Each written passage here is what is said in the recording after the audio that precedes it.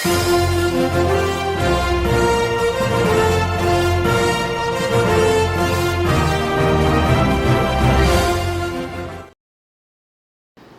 દર્શક મિત્રો, હું છું વૈશાલી આચાર્ય, અભિનેત્રી અને સિને સરિતાના માધ્યમથી આપની સમક્ષ હાજર થઈ છું. આ અંકમાં સત્ય અને અસત્ય વચ્ચેની લડાઈની વાત રજૂ કરવામાં આવી છે અને ફિલ્મનું નામ છે સતના પારખા. એક ગામમાં પતિ પત્ની તથા તેનો વિવાહલાયક છોકરો પોતાનું ગુજરાન માંડ ચલાવતા હોય છે અને છોકરાનું ક્યાંય લગ્નનો જોગ થતો હોતો નથી. તે દરમિયાન છોકરાને તેના મામા મળવા માટે આવે છે અને ભાણિયાને તેને ઘરે લઈને ત્યાં લઈ જઈ અને તેને કામ ધંધે લગાડે છે અને બંનેના મા બાપ સંમત પણ થઈ જાય છે અને છોકરો તેના મામાને ત્યાં જવા માટે તૈયાર થઈ જાય છે. મામા તેને સરસ રીતે કામ ધંધો શીખવાડીને તૈયાર કરે છે અને લગ્નની તૈયારી કરવાની વાત સુધી ગોઠવી દઈ છોકરાના લગ્નની શરણાઈના સૂર વગાડીને છોકરાને પરણાવે છે. પણ ચિત્રના ખલનાયકની નજર નવવધુ પર ખરાબ થાય છે અને તેને હેરાન પરેશાન કરવાનું શરૂ કરે છે.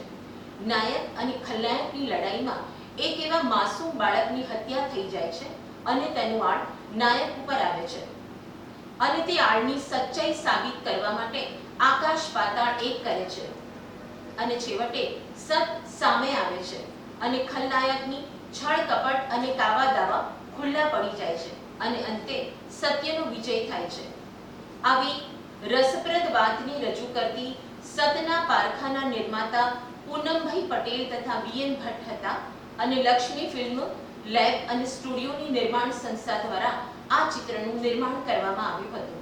દિગ્દર્શક જી.કે. મહેતા હતા અને સંગીત દિલીપ ધોળકિયા તથા લેખક ગીતકાર કેશવ રાઠોડ હતા.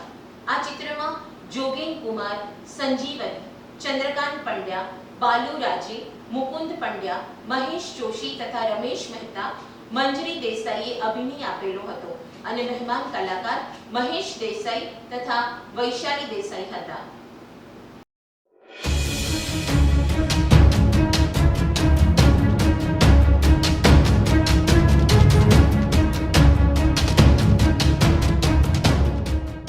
સિને સરિતાના પ્રાયોજક છે Ruku herbal products, gold hair oil અને ડાયમંડ મસાજ ઓઇલ.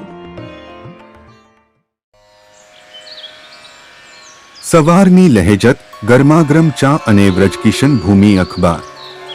વ્રજકિશન ભૂમિ, સિને સરિતાના મીડિયા પાર્ટનર. આશા છે આ ફિલ્મની માહિતી આપ સૌને ગમી હશે. જય જય ગરવી ગુજરાત. આ છે ગુજરાતી ફિલ્મોનો ઇતિહાસ.